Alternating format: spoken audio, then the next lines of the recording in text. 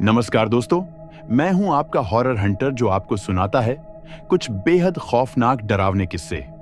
आज मैं आपके लिए लेकर आया हूं स्त्री पार्ट 2 वाले सरकटे प्रेत की घटना जो कि हमें बताई है हमारे एक सब्सक्राइबर ने, जो कि एक युवा शोधकर्ता है और अपने इसी काम के सिलसिले में नागालैंड के एक गांव में गए थे, जहां उनके साथ हुई घटनाएं उन्होंने हमें बताई है।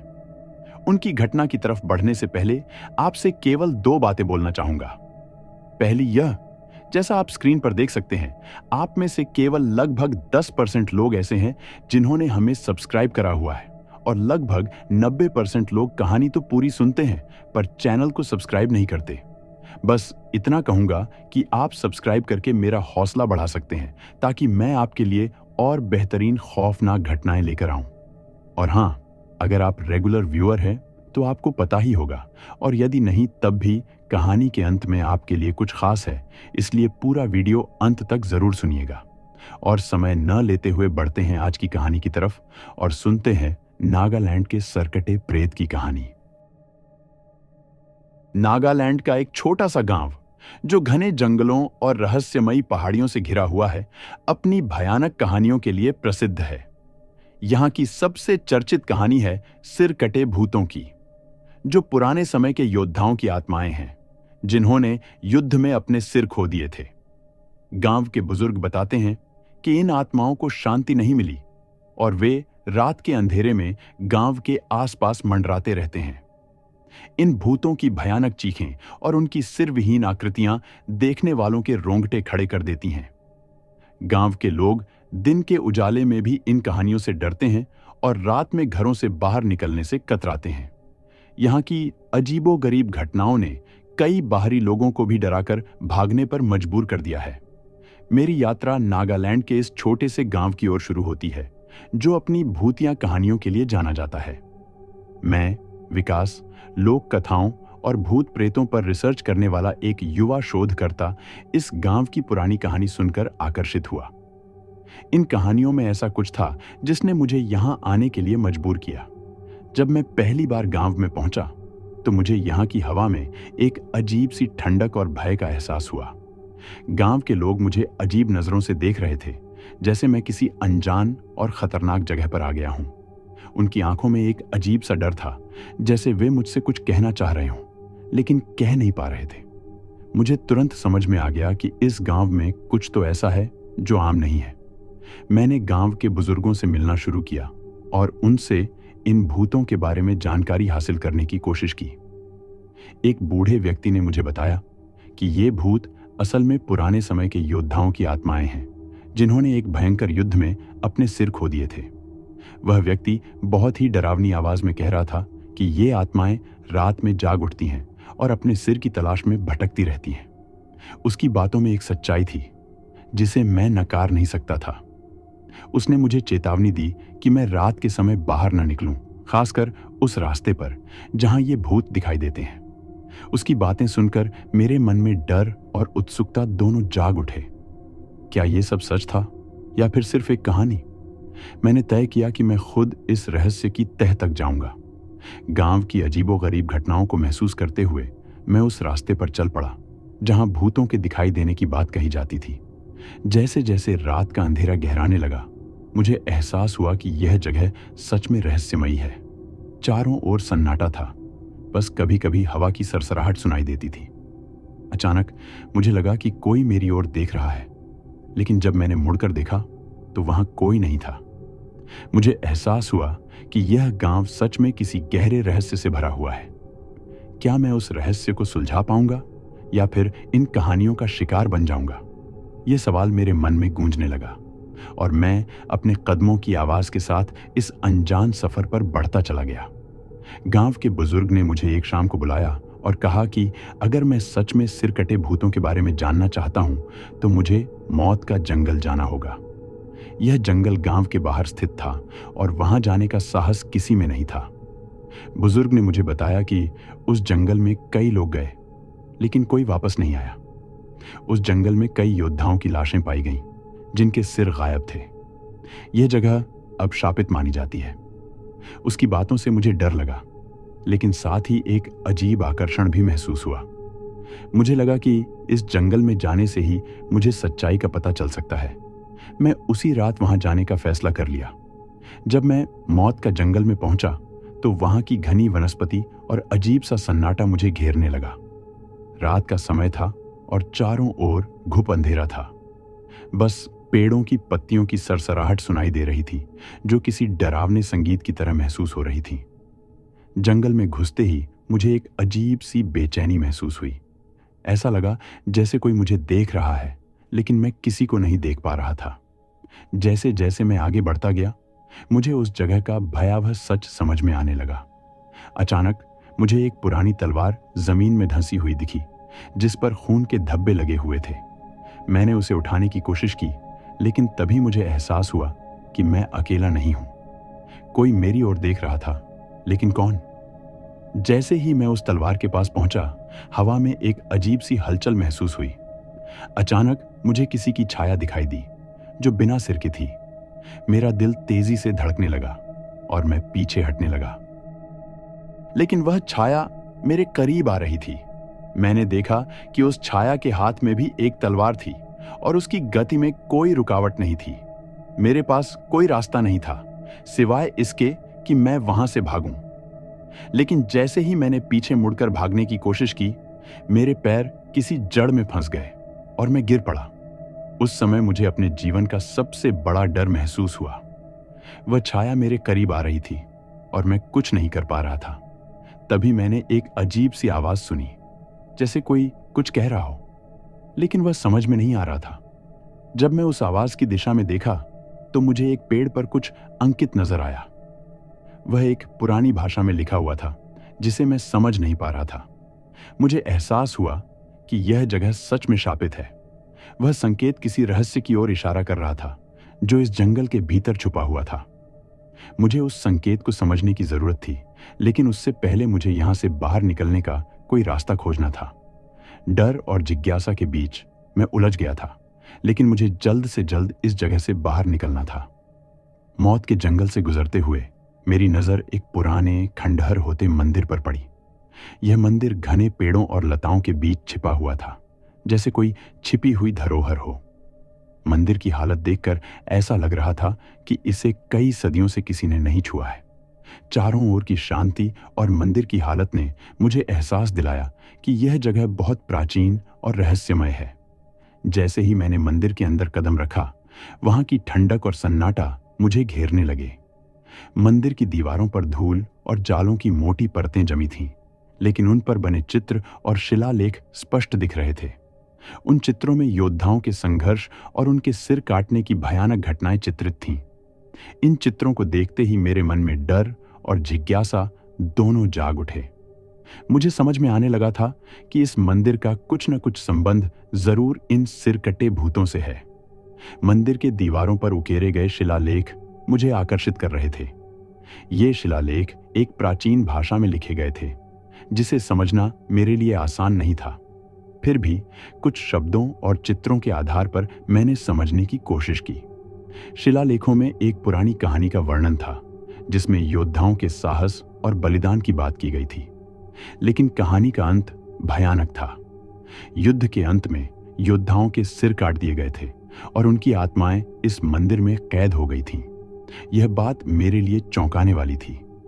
इन शिलालेखों ने मुझे यह समझा दिया कि सिर कटे भूतों की उत्पत्ति कहीं न कहीं इस मंदिर से जुड़ी है। जैसे जैसे मैं मंदिर के अंदर बढ़ता गया, मुझे और भी कई अजीब चीजें दिखाई देने लगी। मंदिर के एक कोने में एक पुरानी मूर्ति थी, जो कि एक योद्धा की थी।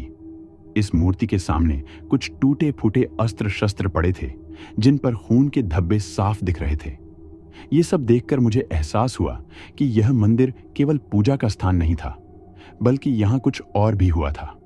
मंदिर की छत पर भी कई चित्र बने हुए थे, जिनमें युद्ध और बलिदान की घटनाएं दिखाई दे रही थीं। इन चित्रों ने मुझे और भी उलझन में डाल दिया। क्या इस मंदिर में ही वो अनुष्ठान हुआ था, जिसके कारण ये आत्माएं शापित हो गईं? मुझे लगा कि इस सवाल का जवाब यहाँ कहीं छिपा है, लेकिन उसे ढूंढना आसान नहीं होगा। मंदिर के अंतिम हिस्से में मुझे एक और शिलालेख मिला, जिसमें पूरी कहानी का वर्णन था। इस शिलालेख के माध्यम से मुझे पता चला कि यह मंदिर एक योद्धा राजा द्वारा बनाया गया था, जिसने एक भयंकर युद्ध में अपने सेनापतियों के साथ बलिदान दिया था। लेकिन इस बलिदान के बाद कुछ ऐसा हुआ जिससे उनकी आत्माएं शांति नहीं पा सकीं और वे भूत बन गईं। यह रहस्य अब मेरी समझ में आने लगा था। मुझे लगा कि अब मैं इस मंदिर और भूतों के बीच के संबंध को समझने के करीब आ गया हूं। लेकिन अभी भी बहुत कुछ जानना बाकी था और इसके लिए मुझे और गहराई में जाना होगा। मंदिर में मिले शिलालेखों और चित्रों से मुझे उस भयंकर युद्ध की कहानी का पता चला जो सदियों पहले इस भूमि पर लड़ा गया था। यह युद्ध नागालैंड के दो शक्तिशाली कबीले के बीच हुआ था। दोनों कबीले शक्ति और सत्ता के लिए एक दूसरे से भिड़ गए थे। इस युद्ध में कई वीर योद्धाओं ने भाग लिया था, लेकिन यह लड़ाई साधारण नहीं थी। युद्ध का मैदान इस गांव और इसके आसपास के इलाकों में फैला हुआ था।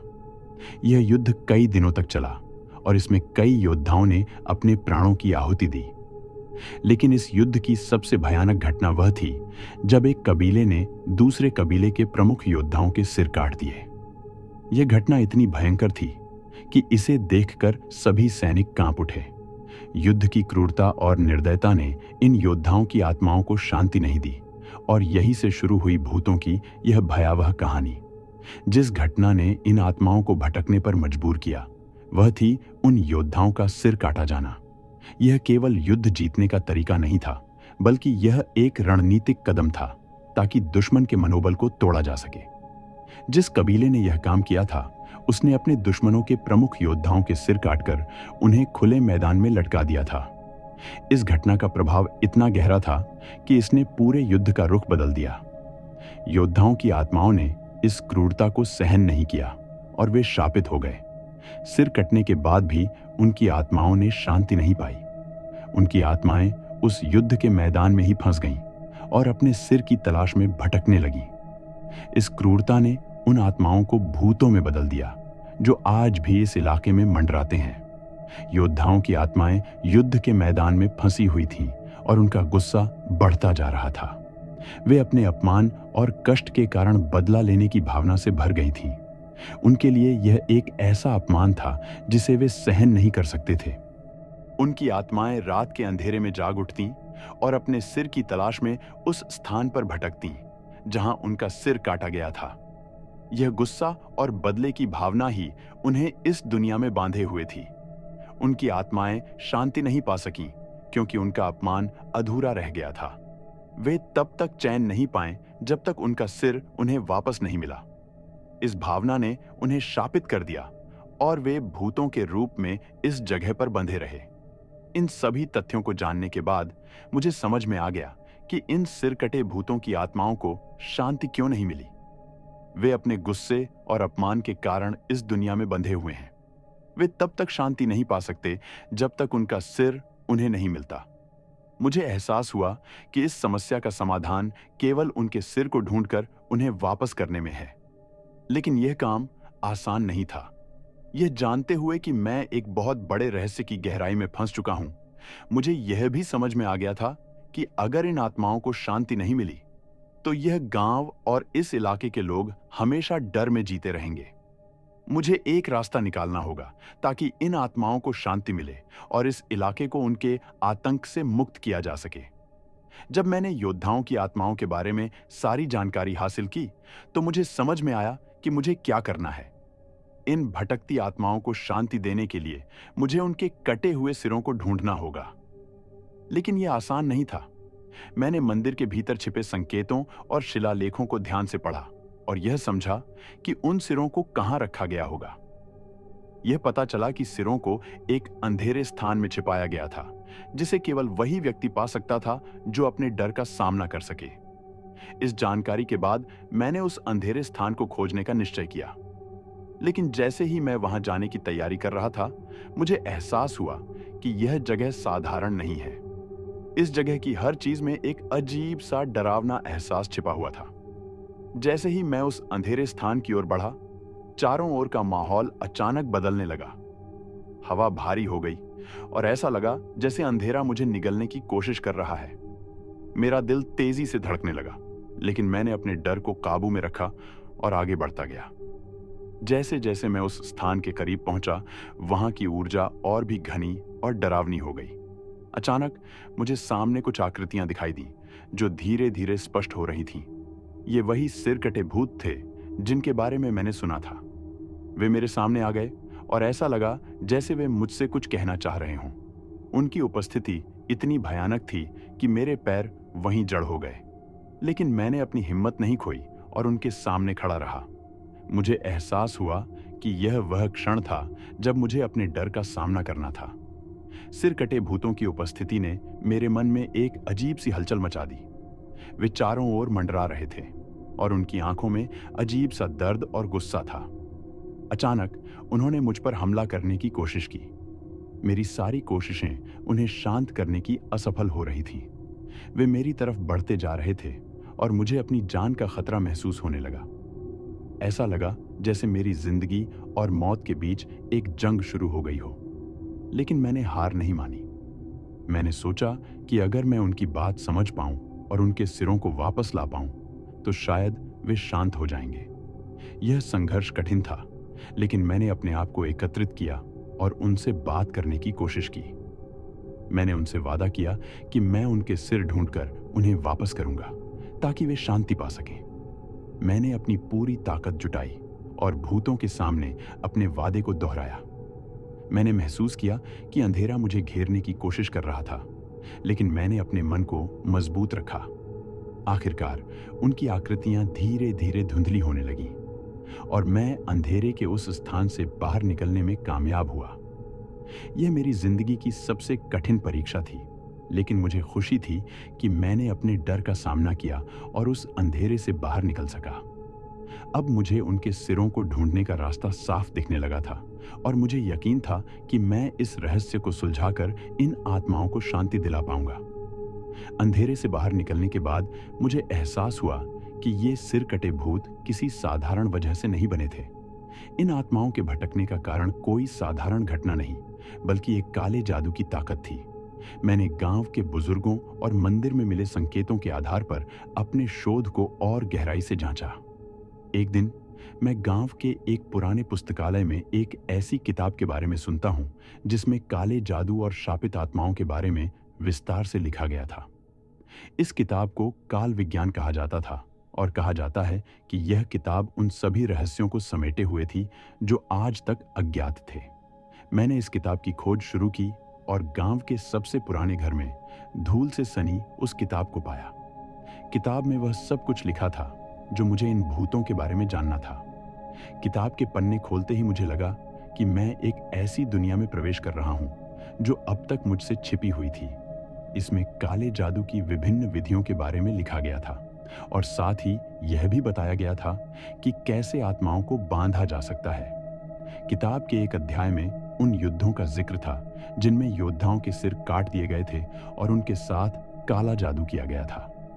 इन विधियों को पढ़कर मुझे समझ में आया कि इन आत्माओं को शापित करने के पीछे एक खास उद्देश्य था। योद्धाओं के सिर काटने के बाद उनके शरीरों पर काला जादू किया गया था ताकि उनकी आत्माएं कभी भी शांति न पा सकें और हमेशा इस धरती पर भटकती रहें। यह जादू इतना शक्तिशाली था कि इसे केवल एक विशेष अनुष्ठान द्वारा ही तोड़ा जा सकता था। किताब में उस विशेष अनुष्ठान के बारे में विस्तार से लिखा गया था जिसे करके इन आत्माओं को मुक्त किया जा सकता था। यह अनुष्ठान कठिन था और इसे करने के लिए साहस और ज्ञान की आवश्यकता थी। इसमें बताया गया था कि इस अनुष्ठान को करने के लिए मुझे उन सिर कटे योद्धाओं के सिरों को ढूंढना होगा और उन्हें उस स्थान पर लाकर जोड़ना होगा जहां उनका शरीर रखा गया था। इसके बाद मुझे एक खास मंत्र का उच्चारण करना था जो उन आत्माओं को शांति देगा और उन्हें इस दुनिया से मुक्त करेगा। इस अनुष्ठान के लिए समय का भी महत्व था। इसे केवल अमावस्या की रात में ही किया जा सकता था, जब अंधकार अपनी चरम सीमा पर होता है। मैंने यह निर्णय लिया कि मैं इस अनुष्ठान को अंजाम दूंगा, चाहे कितनी भी कठिनाइयां क्यों ना आए। मैंने उस अनुष्ठान की तैयारी शुरू कर दी। मैंने उन सभी स्थानों की जांच की जहां योद्धाओं के सिर छिपाए गए थे और धीरे धीरे उन्हें एकत्र किया। यह काम आसान नहीं था क्योंकि अंधेरे की शक्तियां मुझे रोकने की कोशिश कर रही थीं, लेकिन मैं अपने इरादे से पीछे नहीं हटा। मैंने किताब में लिखे गए हर कदम को ध्यान से पढ़ा और यह सुनिश्चित किया कि कुछ भी गलत न हो। आखिरकार वह रात आई जब मुझे इस अनुष्ठान को पूरा करना था। मैं तैयार था और मेरे पास वह सब कुछ था जो मुझे इस अनुष्ठान के लिए चाहिए था। अब बस एक आखिरी कदम बाकी था, उन आत्माओं को शांति देना और इस रहस्य को हमेशा के लिए खत्म करना। जब मैंने उस प्राचीन किताब में छिपे रहस्यों को पढ़ा तो मुझे एक बड़ा रहस्य समझ में आया। किताब में जहां पहले यह बताया गया था कि आत्माओं को मुक्त करने के लिए बलिदान आवश्यक है, वहीं एक और तरीका भी था जिसे शायद पहले किसी ने नहीं समझा था। यह तरीका बिना किसी बलिदान के उन आत्माओं को शांति दे सकता था। किताब में छिपे इस नए ज्ञान ने मुझे उत्साहित किया, लेकिन इसके साथ ही यह भी समझ में आया कि यह तरीका आसान नहीं होगा। इसमें शक्ति, धैर्य और बहुत सारी मानसिक ऊर्जा की जरूरत थी। मैंने इस पर गहराई से अध्ययन किया और महसूस किया कि इस अनुष्ठान को पूरा करने के लिए मुझे कुछ खास तत्वों की जरूरत होगी। यह ज्ञान मेरे लिए एक नई उम्मीद की किरण लेकर आया था। इस अनुष्ठान को पूरा करने के लिए जिन तत्वों की जरूरत थी वे साधारण नहीं थे।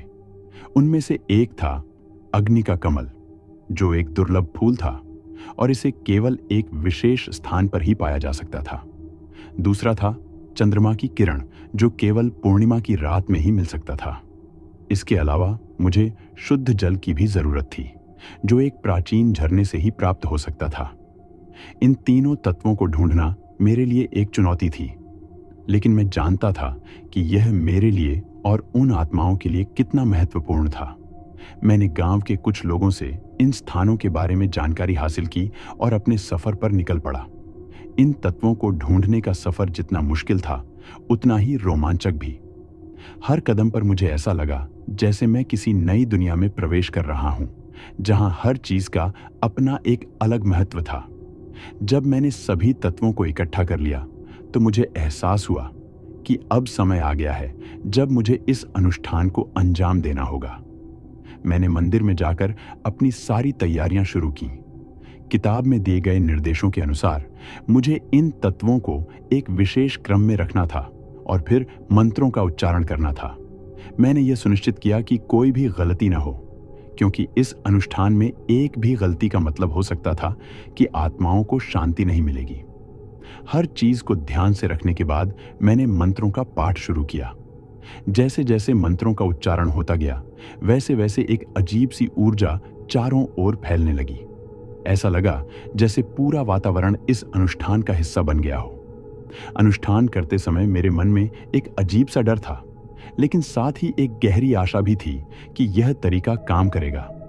मैंने अपनी पूरी ऊर्जा और विश्वास को इस अनुष्ठान में लगाया और अंत में जब मैंने आखिरी मंत्र का उच्चारण किया तो एक पल के लिए सब कुछ शांत हो गया।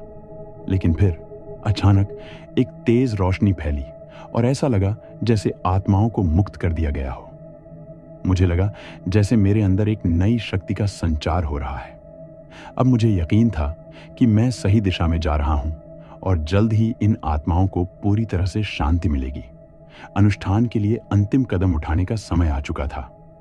मंदिर का वह भाग जिसे मैंने अब तक नहीं खोजा था, अब मेरा लक्ष्य था। जैसे ही मैं मंदिर के भीतर गहराई में गया, मुझे एक अजीब सी ठंडक का एहसास हुआ। यह ठंडक सामान्य नहीं थी। यह जैसे आत्माओं की उपस्थिति का संकेत थी। मेरे हाथों में अग्नि का कमल, चंद्रमा की किरण और शुद्ध जल था। इन तत्वों को मैंने अपने पास संभाल कर रखा था, क्योंकि इनकी शक्ति ही मुझे इस अनुष्ठान को सफल बनाने में मदद करेगी। जैसे ही मैं मंदिर के गर्भगृह में पहुंचा, वहां की दीवारों पर उकेरी गई प्राचीन चित्रकला और शिलालेखों ने मुझे बताया कि मैं सही जगह पर हूं। यहां आकर मैंने महसूस किया कि अब मुझे आत्माओं के इस बंधन को तोड़ने का काम शुरू करना होगा। मंदिर के गर्भगृह में मैंने उन मंत्रों का पाठ करना शुरू किया जो मुझे प्राचीन किताब से मिले थे। हर मंत्र के साथ मुझे ऐसा लगा जैसे चारों ओर की ऊर्जा बढ़ रही हो। यह ऊर्जा सिर्फ मुझे ही नहीं, बल्कि पूरे वातावरण को प्रभावित कर रही थी। जैसे जैसे मंत्रों का उच्चारण होता गया, वैसे वैसे वह अग्नि का कमल चमकने लगा और चंद्रमा की किरण से उसकी शक्ति और भी बढ़ गई। यह एक अलौकिक दृश्य था। मानो सारा वातावरण उन मंत्रों की शक्ति को महसूस कर रहा हो। जैसे ही मैंने शुद्ध जल को गर्भगृह के बीच में रखा, वहां की ऊर्जा का स्तर और भी बढ़ गया। अब समय आ चुका था जब मुझे आत्माओं को शांति देने के लिए अंतिम मंत्र का उच्चारण करना था। मेरे दिल में एक अजीब सी घबराहट थी, लेकिन साथ ही एक अजीब सी शांति भी थी कि मैं सही काम कर रहा हूं।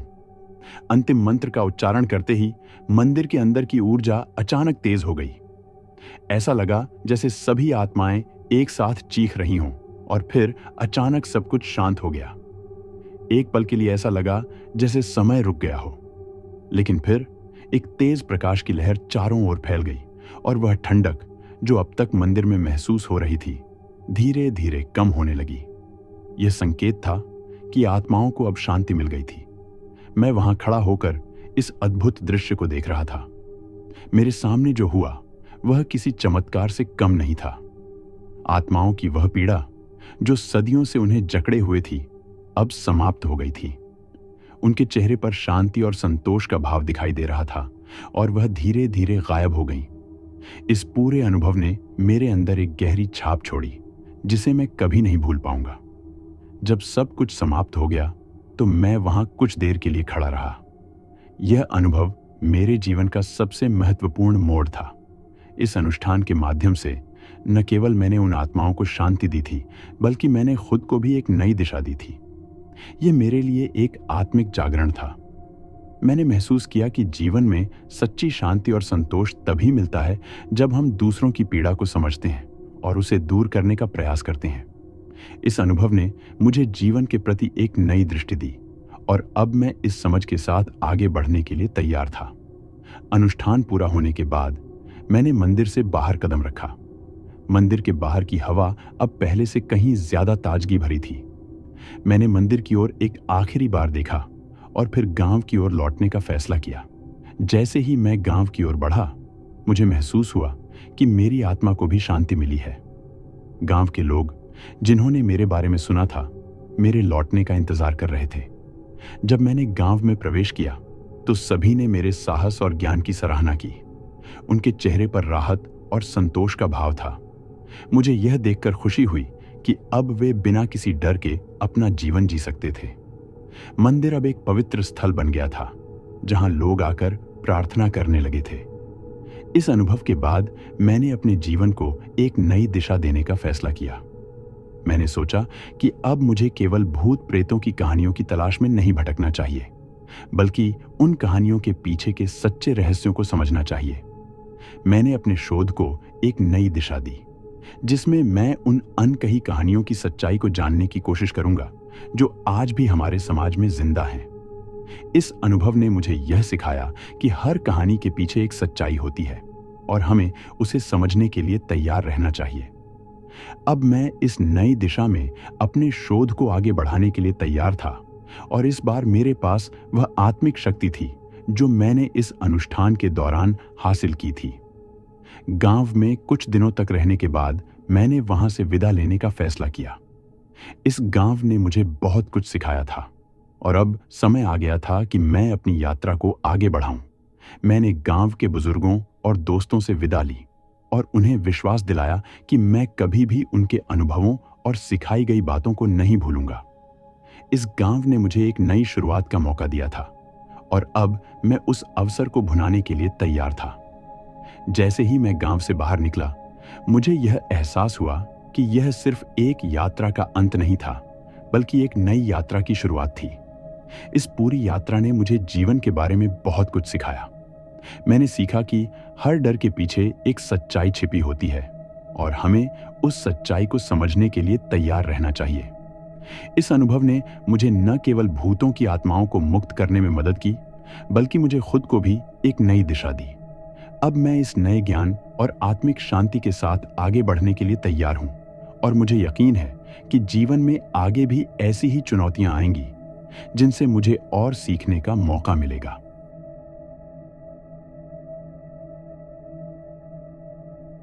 मैं सो रहा था जब उसकी मौत हुई।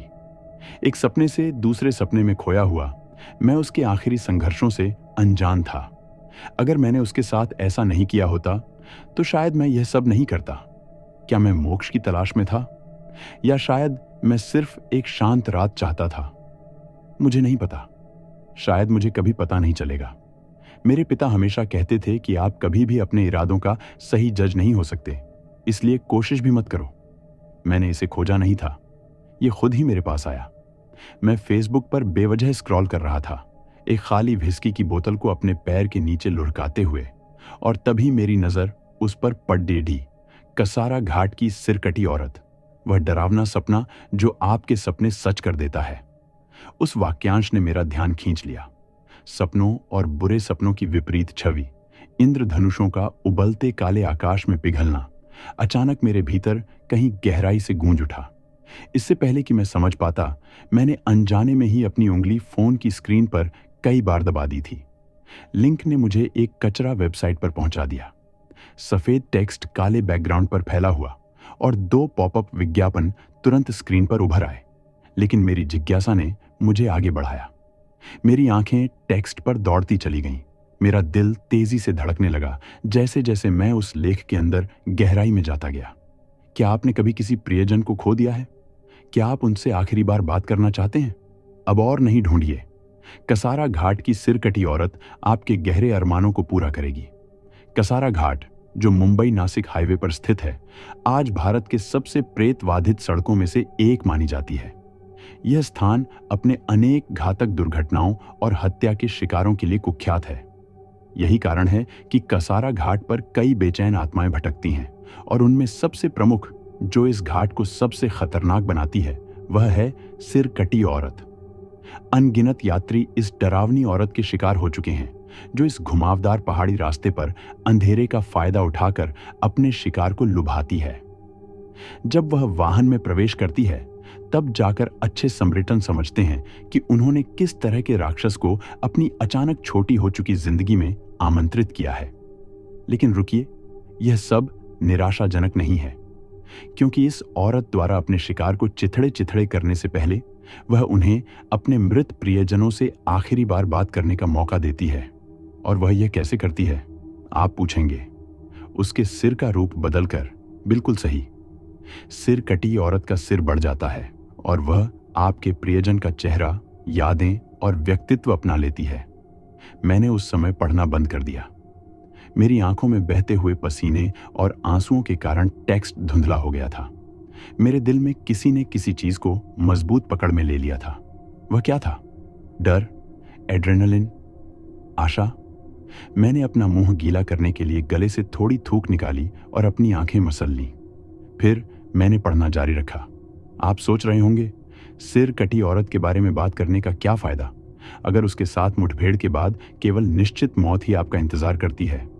आखिरकार और भी कई राक्षस हैं जो आपकी जान लेना चाहेंगे, तो फिर यह खास क्यों है?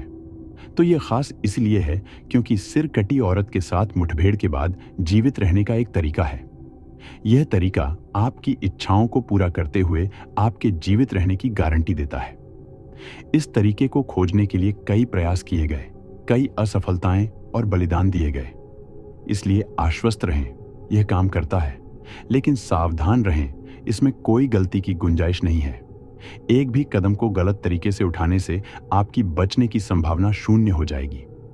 सिरकटी औरत एक क्रूर और चालाक प्राणी है। उसे खेल पसंद नहीं है, और अगर उसे जरा सा भी मौका दिया जाए तो वह सबसे दर्दनाक सजा देने से नहीं चूकेगी। इसलिए कदमों को ध्यान से पढ़ें, फिर से पढ़ें और बार बार पढ़ें जब तक कि वे आपकी यादों में अंकित न हो जाएं, और फिर से पढ़ें।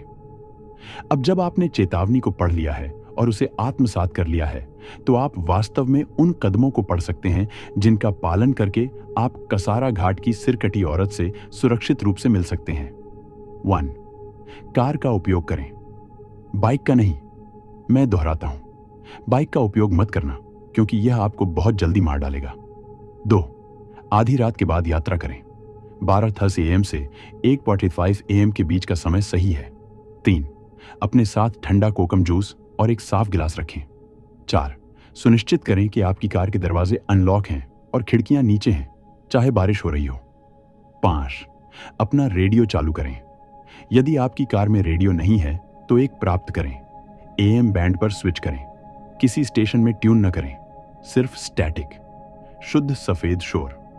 6, अपना टर्न सिग्नल चालू करें, वह जो खाई की ओर हो, ताकि ऐसा लगे जैसे आप घाटी में कूदने की तैयारी कर रहे हैं। इसे चालू रखें। 7, हर 500 मीटर पर धीमा करें लेकिन रुकें नहीं और अपने हॉर्न को 5 सेकंड तक दबाए रखें। फिर स्पीड बढ़ाएं। अपनी कार के ऑडोमीटर का उपयोग करें या अपने फोन पर दूरी मापने वाला ऐप। जितना संभव हो उतना सटीक रहें। यह सब तब तक करते रहें जब तक कि आप सिर कटी औरत को न देख लें। हालांकि उसे मत उठाएं, यह सही समय नहीं है। उसके पास से गुजरें। करीब 1 किलोमीटर दूर आपको उसे फिर से देखना चाहिए, तभी रुकें और उसे उठाएं। याद रखें, यह उसके सड़क पर प्रकट होने के बारे में है, न कि आपके उसे देखने के बारे में। अगर आपने उसे पहली बार देखने से चूक गए और दूसरी बार उसके पास से गुजर गए तो आप मर जाएंगे। घबराएं नहीं, आपके पास रेडियो है जो आपको चेतावनी देगा। जब यह पागल होने लगेगा तो आप जान लेंगे कि वह करीब है और आपको तैयार रहना है और अपनी आंखें खुली रखनी है। दूसरी बार उसे देखने पर रुकें। अपनी सीट से न हिलें, उसके अंदर आने का इंतजार करें, उसे घूरें नहीं। अपना रियर व्यू मिरर हटा दें तो अच्छा रहेगा, लेकिन जरूरी नहीं है। वह शर्मीली नहीं है। देर सवेर वह आपको उसे देखने पर मजबूर कर देगी। गिलास में कोकम जूस डालें और उसे पेश करें। जब वह इसे आपसे ले तो ड्राइव करना शुरू करें। बस इतना ही, आगे कोई और नियम या निर्देश नहीं है, क्योंकि इस बिंदु से प्रत्येक मुठभेड़ अलग होती है। अब आपकी जीवित रहने की संभावना केवल आपकी किस्मत और बुद्धिमत्ता पर निर्भर करती है और सिर कटी औरत के मूड पर। शुभकामनाएं। आशा है कि आपको वह मिलेगा जिसकी आप तलाश कर रहे हैं। किसी और दिन मैं खुद पर हंसता कि कैसे मैंने यह सोचा कि यह सब सच हो सकता है, तो इसे सच मानने की बात ही छोड़ दीजिए। लेकिन वह कोई और दिन नहीं था। मैं वह तर्क संगत और मानसिक रूप से स्थिर व्यक्ति नहीं था जो मैं जीवन भर रहा हूं। नहीं, मैं इतना टूटा हुआ था कि मैं कुछ भी करने के लिए तैयार था ताकि मुझे उससे आखिरी बार बात करने का मौका मिले, उससे माफी मांगने के लिए, उसे बताने के लिए कि मैं उससे प्यार करता हूं, यह पूछने के लिए कि क्या वह मुझसे नफरत करती है। इस समय तक मेरी शराब जनित सुन्नता मेरे पसीने की ग्रंथियों से निकल चुकी थी।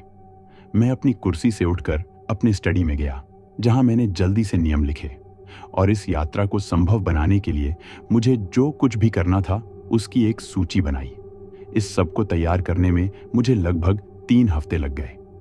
उस समय मैं पुणे में रह रहा था, जो मेरी मंजिल से लगभग 5 घंटे दूर था, जिससे मैंने उस जगह पर अधिक समय बिताने का बहाना कर लिया। यह समय मुझे एक अवसर भी दिया और मैंने इसे अंतिम बार समझ लिया। यदि यह यात्रा, नियम और सिर कटी औरत केवल एक धोखा है तो इसका नतीजा क्या होगा? क्योंकि अंत में मैं अपने विचार से अधिक निश्चित नहीं हो सका और जब मैंने अपने पिता की आवाज को जोर से याद किया तो मैं रुक गया। जिस पर मैंने लिखा था उस कागज को घूरते हुए। कागज पर केवल एक वाक्य लिखा था जिसने उस समय मेरे मानस के बारे में सब कुछ कहा, क्योंकि अगर मुझे कोई आशा है तो यह वही है।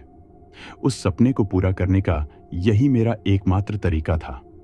वह दिन आखिरकार आ ही गया जब मैंने कसारा घाट की तरफ रुख किया। मैं कार में बैठा, नियमों की सूची मेरी जेब में रखी थी और मेरी मंजिल स्पष्ट थी। हर मोड़ पर मेरी नसें खींचती जा रही थीं, जैसे कोई अदृश्य हाथ उन्हें कसकर पकड़ रहा हो, लेकिन मैं खुद को किसी भी तरह पीछे खींचने के लिए तैयार नहीं था। उस रात मुझे हर हाल में कसारा घाट पहुंचना था और सिर कटी औरत का सामना करना था। रास्ते में मैंने गाड़ी चलाते समय रेडियो को चालू कर दिया। एएम बैंड पर ट्यून करने के बाद मैंने केवल सफेद शोर सुना। यह स्थिर आवाजें मेरे दिमाग में गूंजने लगीं, जैसे वे मुझसे कह रही हों कि मैं गलत कर रहा हूं। लेकिन मेरी जिद्दी प्रवृत्ति ने मुझे आगे बढ़ने पर मजबूर कर दिया। सफेद शोर, कोकम जूस और खुले दरवाजों के साथ मैंने अपने हर कदम को याद करने की कोशिश की। रात के गहराते अंधेरे में कसारा घाट के घुमावदार मोड़ आने लगे। मेरी कार की हेडलाइट्स सड़कों पर अजीब सी परछाइयां बना रही थीं। हर मोड़ के साथ मेरी बेचैनी बढ़ती जा रही थी, लेकिन मैंने खुद को शांत रखने की कोशिश की। मुझे हर हाल में उन निर्देशों का पालन करना था। करीब आधे घंटे तक चलने के बाद मैंने एक अजीब सी हलचल महसूस की। मेरे हाथों की उंगलियां स्टीयरिंग व्हील पर ठंडी पड़ रही थीं। यह वही पल था जिसका मैं इंतजार कर रहा था। मैंने अपनी गाड़ी की रफ्तार कम कर दी और एक लंबा हॉर्न बजाया, ठीक वैसे ही जैसा कि निर्देशों में लिखा था। मैंने अपनी आंखों को आगे की सड़क पर टिकाए रखा। मेरे दिल की धड़कनें बढ़ती जा रही थीं। पहली बार मैं उसे नहीं देख सका। सिर्फ सड़क की खाली खाली सी चौड़ाई थी और उसके आसपास के पेड़ जैसे मुझसे कुछ छुपा रहे हों। मैंने खुद को धिक्कारा, सोचते हुए कि शायद मैंने किसी गलती की है, लेकिन मुझे हिम्मत नहीं हारी थी। मैंने कार को और आगे बढ़ाया। फिर जैसे ही मैंने अगले किलोमीटर के निशान को पार किया, मैंने उसे देखा। वहां सड़क के किनारे एक महिला खड़ी थी। उसका सिर नहीं था। मेरी सांसें अटक गईं। वह वहीं थी, सिर कटी औरत। उसके बिना सिर के शरीर से खून टपकता जा रहा था और उसके कपड़े भीगे हुए थे। मैंने गाड़ी रोकी और अंदर बैठे बैठे इंतजार करने लगा। मेरी आंखें उसके पैर पर टिक गईं और मैंने देखा कि वह धीरे धीरे मेरी ओर बढ़ रही थी। मेरी धड़कनें इतनी तेज हो गईं कि मुझे लगा कहीं मैं बेहोश न हो जाऊं, लेकिन मैं अपने मन को स्थिर बनाए रखने की कोशिश कर रहा था। उसके अंदर आते ही मैंने रेडियो की आवाज तेज हो गई, जैसे वह इस बात का संकेत दे रही हो कि उसने गाड़ी में प्रवेश कर लिया है। लेकिन मैंने उसे घूरने से बचने की कोशिश की। मैंने जल्दी से कोकम जूस का गिलास भरा और उसकी ओर बढ़ाया। वह कुछ पल के लिए रुकी, फिर उसने गिलास को थामा। उसकी बिना सिर की गर्दन से एक अजीब सी आवाज आई, जैसे वह कुछ कहना चाह रही हो।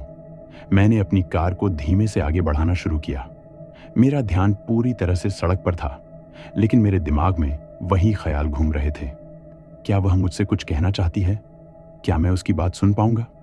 तभी एक हल्की आवाज ने मेरे कानों में प्रवेश किया। वह आवाज वही थी जिसकी मैंने कल्पना की थी। वह उसकी आवाज थी, मेरी पत्नी की आवाज। मेरी आंखें गीली हो गईं और मेरे हाथ कंपाने लगे। तुम यहां क्यों आए? उसने धीरे से पूछा। मैंने गहरी सांस ली और आंखों में आंसू लिए। मैंने उसके सवाल का जवाब देने की कोशिश की। मैं तुमसे माफी मांगना चाहता हूं, मैंने कांपती आवाज में कहा। मैंने जो किया वह गलत था। मुझे माफ कर दो। कुछ पल के लिए सन्नाटा छा गया। मैं यह सोचने लगा कि क्या उसने मेरी माफी स्वीकार की है, लेकिन वह चुप थी। वह चुप्पी मेरे दिल में छेद कर रही थी। क्या मैंने उसे और ज्यादा दुखी कर दिया था? तुमने मुझे मार डाला, उसने अचानक कहा। उसकी आवाज में दर्द था जो मेरी आत्मा को जलाने के लिए काफी था। तुम्हारी वजह से मैं यहां हूं, इस हाल में। क्या तुम मुझसे यही उम्मीद करते थे? मेरे दिल पर उसका हर शब्द बोझ बनकर गिर रहा था। मैंने जो किया उसके लिए मैं बहुत पछता रहा हूं, मैंने टूटते हुए कहा। मुझे पता है कि मैं तुम्हें कभी माफी के लायक नहीं बन सकता, लेकिन मुझे तुमसे यह आखिरी बार सुनने की जरूरत थी। मुझे तुम्हारी माफी की जरूरत थी। वह चुप हो गई। उसके बिना सिर की गर्दन से एक हल्की सी सांस निकलती हुई महसूस हुई, जैसे वह गहरी सोच में डूबी हो। तभी मेरी कार की हेडलाइट्स ने अचानक सड़कों पर अजीब सी चमक फेंकी। एक झटका लगा और गाड़ी बुरी तरह हिल गई। मैंने तेजी से ब्रेक लगाया। मेरे सामने कुछ ऐसा था जो मेरे दिल को पूरी तरह से चीर कर रख दिया। सड़क पर एक विशाल खाई अंधकार में लिपटी हुई मुझे निगलने के लिए तैयार थी। तुम मरोगे, उसने कहा। उसकी आवाज में अब कोई दया नहीं थी। तुम्हारा अंत अब वही होगा जो तुमने मेरे लिए तय किया था। मेरी आंखों में अंधेरा छा गया। मैं भाग नहीं सकता था। मैंने गाड़ी को रिवर्स करने की कोशिश की, लेकिन मेरी कार का इंजन रुक गया। यह तुम्हारा अंत है, उसने कहा। उसकी आवाज अब और भी स्पष्ट हो गई थी। तुम्हें यहां से कोई नहीं बचा सकता। मैंने अपने जीवन के आखिरी पल में अपने चारों ओर घना अंधकार महसूस किया। मेरी आखिरी उम्मीदें टूट चुकी थीं। मैं जानता था कि अब मेरा समय आ चुका था, लेकिन तभी एक चमत्कार हुआ। मेरी कार का रेडियो अचानक बंद हो गया और चारों ओर घना सन्नाटा फैल गया। मैंने देखा कि सिर कटी औरत ने कोकम जूस का गिलास खाली कर दिया था। उसने मुझे आखिरी बार देखा, फिर उसके बिना सिर का शरीर हवा में घुलने लगा। मेरी कार का इंजन अचानक चालू हो गया। मैंने जल्दी से गाड़ी रिवर्स की और पूरी ताकत से उस जगह से दूर भागा। मेरे दिल की धड़कनें तेज थीं, लेकिन मैं जानता था कि मैंने मौत को मात दी थी। उस रात मैं कसारा घाट से बाहर निकल आया, लेकिन मेरी आत्मा अब भी वहां कहीं अटक गई थी। उस सिरकटी औरत के साथ जो मेरी पत्नी बनकर आई थी। उसने मुझे माफी नहीं दी थी, लेकिन उसने मुझे जिंदा छोड़ा था। शायद यह उसके बदले का तरीका था, मुझे हमेशा उस दर्द में जीवित रखने का तरीका। कहानी समाप्त हुई और अब समय है हमारे हर रोज के सिलसिले की तरफ बढ़ने का। ये है हमारे वो सब्सक्राइबर्स जिन्होंने पिछली वीडियो पर कमेंट किया था। मुंबई से शफीक चौहान जी, गुजरात से राहुल जी, कर्नाटक से अनिल जी, उत्तर प्रदेश से अफसर भाई जी, प्रिंसेस आयशा जी, रावलपिंडी पाकिस्तान से शमीम अख्तर जी, राजकोट से अरविंद भाई जी, परभणी से राठौड़ उल्लास जी, नेपाल से गोपाल गहतराज जी, घरी घाट से शिखा भारती और महेश भारती और ज्योति भारती जी, महाराष्ट्र से अमित सुभाष जी, सिरसा हरियाणा से कुलदीप जी, छत्तीसगढ़ से कुसुम मिश्रा जी, जम्मू से अंकुश जी, गुजरात से सुथार लाला जी, हिमाचल प्रदेश से मुस्कान जी, बरहज नगर उत्तर प्रदेश से दया शंकर जी, उत्तर प्रदेश से नेहा जी। आप सभी का बहुत बहुत धन्यवाद हमारी कहानियों को अंत तक सुनने के लिए। और अगर आप भी चाहते हो आपका नाम हमारे वीडियो में ऐसे ही लिया जाए, तो अभी इस वीडियो के कमेंट सेक्शन में अपना नाम और अपने शहर का नाम लिखकर हमें बताइए और इस वीडियो पर लाइक जरूर करिए। मैं आपका हॉरर हंटर मिलता हूं आपसे अगली वीडियो में एक और खौफनाक किस्से के साथ। तब तक आप अपना ख्याल रखिए।